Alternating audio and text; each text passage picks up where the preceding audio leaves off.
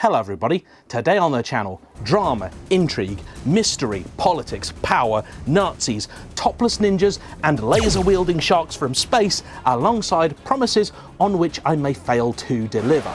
This is the crazy yet true story of when little old Porsche tried to take over big old VW and nearly succeeded.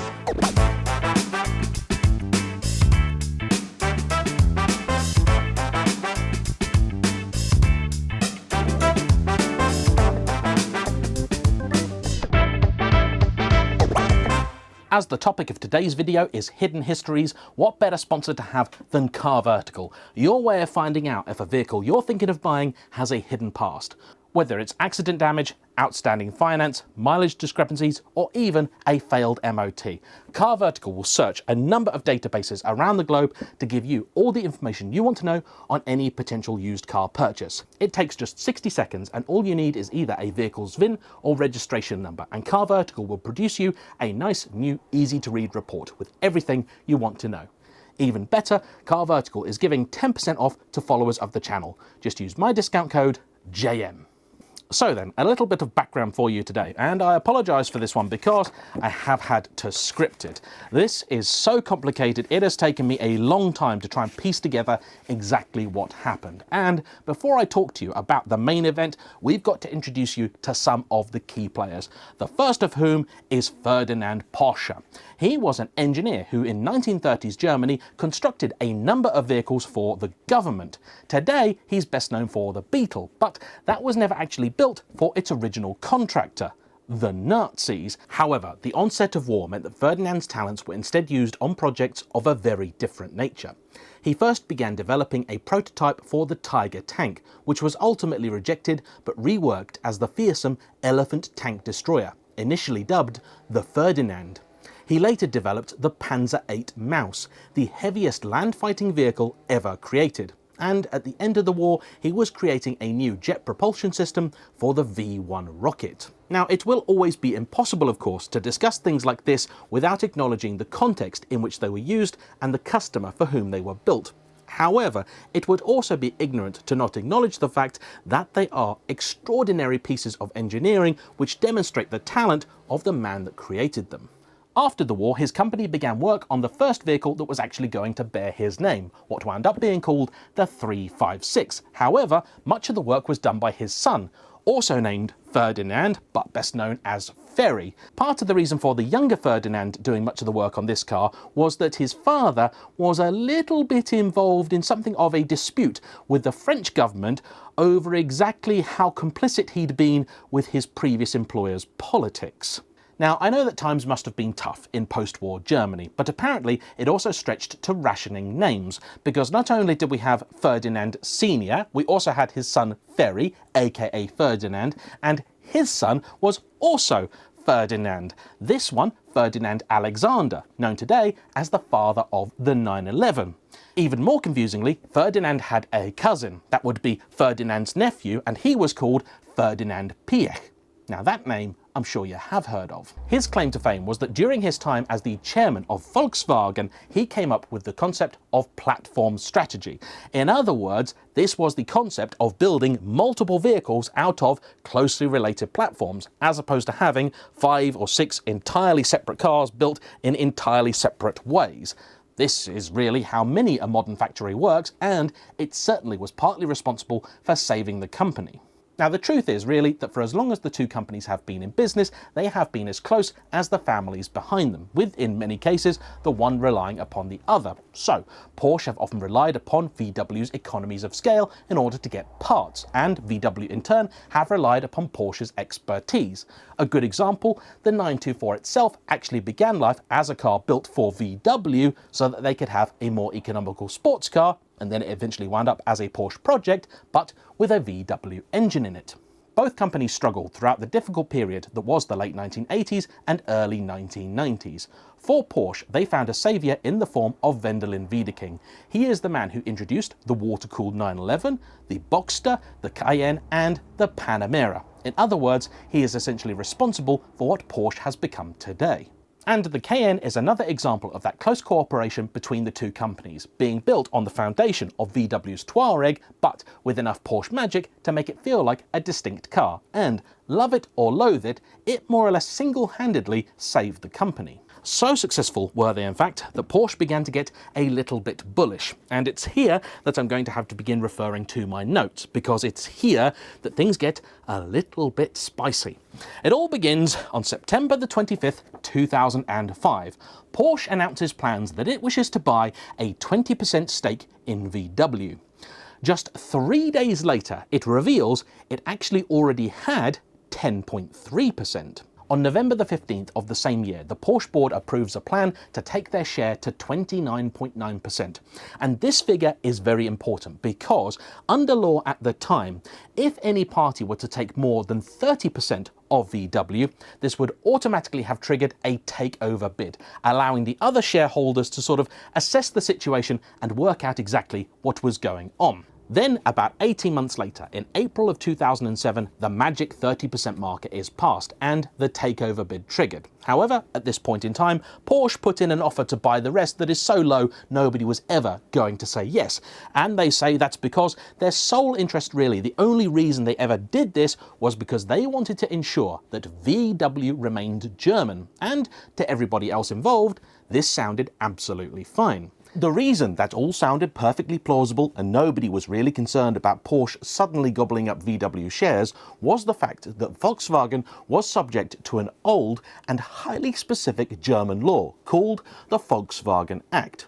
Ordinarily, under German corporate law, any entity that takes over a 75% stakeholding in a business will be its de facto controller. However, for Volkswagen, this was raised to 80%. And with the state of Lower Saxony being a just over 20% stakeholder, this essentially meant the company was immune from takeover, and this was designed explicitly to keep the firm German. But there were many who always viewed this as an unjust law, and so in 2007 proceedings began to render it illegal, allowing Wiedeking to sneakily enact the final part of his plan behind the scenes. Little did he know that it was in fact already doomed. Now, while all of this is going on, something unusual seems to be taking place. You have to remember, this is now in the midst of the global financial crisis, and car makers were having a hell of a time. Nobody could sell anything, and what they were shifting was at a massive discount. Yet, VW's share price still seemed to be fairly healthy, and so VW became of interest to short sellers. Now, this is where I hope that I've done my research correctly, because it involves talking about finances, and big disclaimer here. JAYEMM on Cars is not a financial advice YouTube channel. The information does not constitute financial advice or recommendation.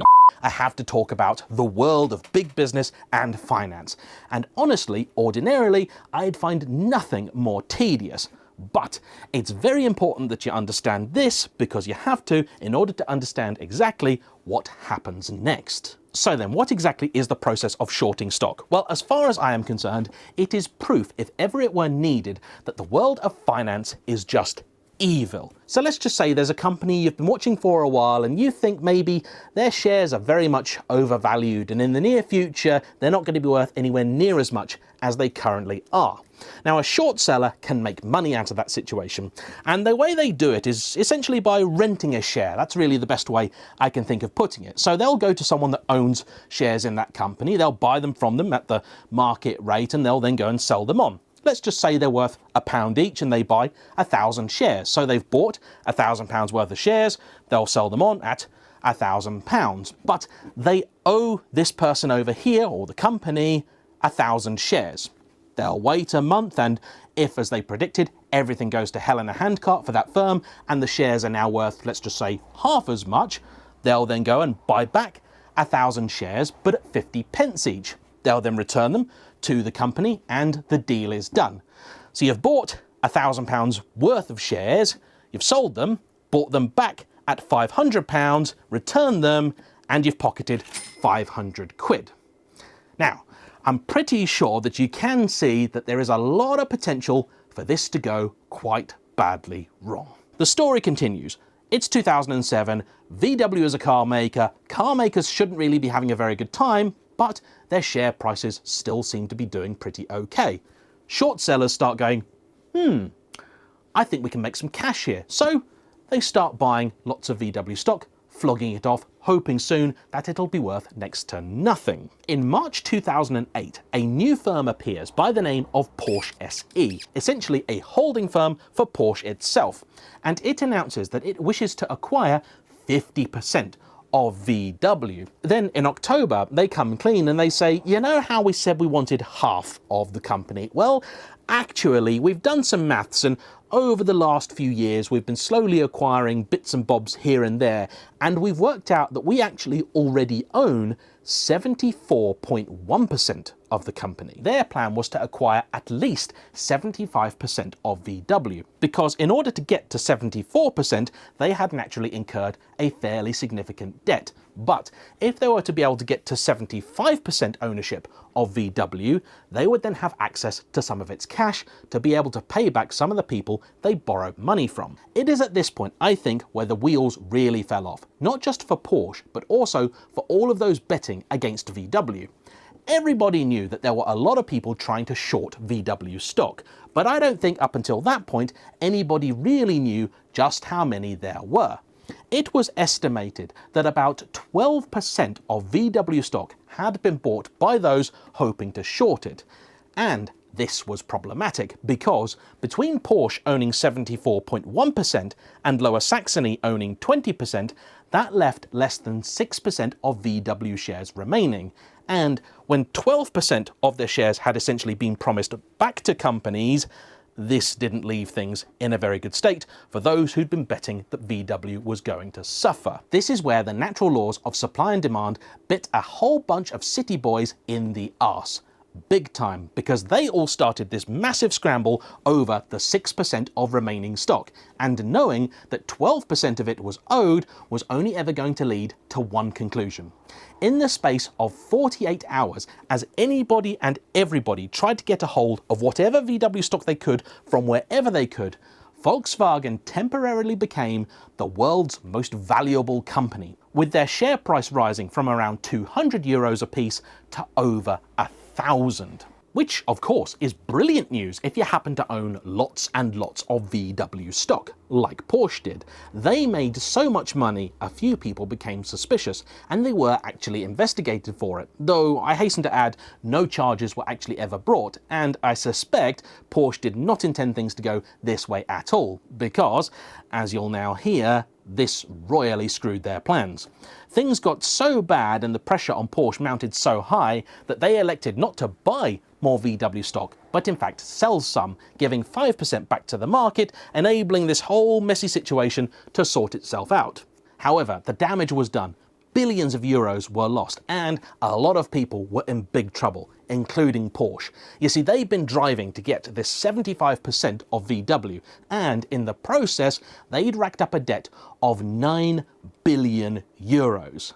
And without access to that 75% of shares, they couldn't get VW's cash to bail them out. The only way, in fact, they would have been able to get out of this mess were if the other large shareholder, the state of Lower Saxony, agreed that Porsche could have a whole bunch of money in order to allow them to buy the rest of VW. But understandably, Lower Saxony, having now just made a lot of money thanks to Porsche's dealings, didn't really feel all that interested. The fallout? Well, the architects of this plan, CEO Wendelin Wiedeking and CFO Holger Herter, are dismissed.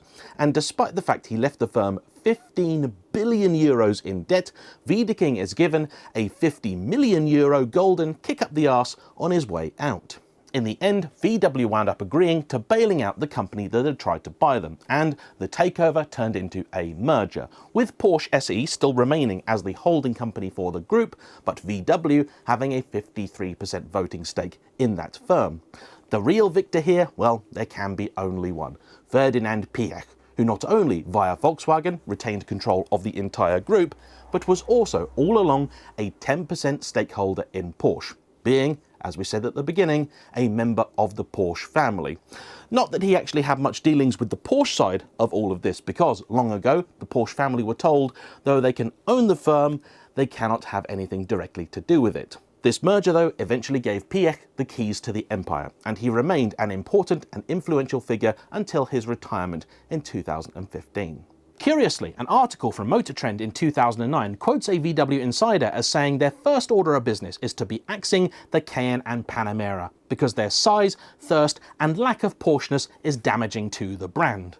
Ooh, that's not aged well, has it? Porsche did manage to become one of the few parts of VW to survive Dieselgate relatively unscathed, and in the last decades their profits have continued to soar. The big cars are clearly here to stay, as is the 911, for now. But it would appear as if in some ways, in September 2022, the story came full circle, as Porsche AG, the car maker, underwent an IPO. That is an initial public offering where a number of shares are sold off to, essentially, whoever wants to buy them. At the time, there were rumours circulating that Porsche may have been trying to become once again an independent entity. But currently, that's far from the case. They sold off only 12.5% of the company, and it's still controlled by VW, who have 53% of the voting rights to the firm. That is in turn still owned by Porsche SE, the holding company, which is controlled by the Porsche and Piëch families. So I suppose in at least one way, Porsche did keep their promise. The place is still very German. So there we go. That is a look at what I think is a very interesting chapter in the saga of two automotive titans, Porsche and Volkswagen. Yes, Porsche people, I can pronounce it correctly on occasion. I just enjoy seeing you get really angry when I don't. In any case, I hope I've got more of that right than I have wrong. I've already re-recorded a few bits because I know I did make some mistakes first time round. And so at this point, I'd love to invite all of you to join me in the comments section to discuss what exactly happened, what we think is next, and if you happen to be viewing this on repeat from YouTube in 2035, or maybe Dave, if I'm lucky, how did it go? For the rest of us, though, let's hedge our bets now and see what happens. So, thanks for sticking with it, and I'll see you for the next one. Bye-bye.